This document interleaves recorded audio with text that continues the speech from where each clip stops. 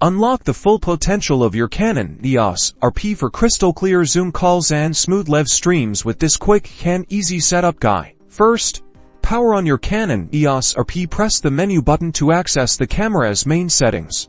Navigate to the Shooting menu tab, indicated by the camera icon. Scroll down to find the Movie Shooting menu and select it. Within the Movie Shooting menu, locate and select Movie Recording Size. For optimal quality, zoom and streaming, we'll choose a resolution that balances detail and file size. Select 3840 by 2160 at 30 frames per second or 1920 by 1080 at 60 frames per second for smooth, professional video. 4K offers the most detail, while 1080p 60 fps is excellent for fast-moving subjects. Next, find Movie Servo AF and ensure it's set to enable. This will keep your face in focus automatically during your calls. Now, let's ensure your audio is perfect. Go back to the main Shooting menu and find Movie Recording System. Make sure Audio Rec is set to on and Audio Level.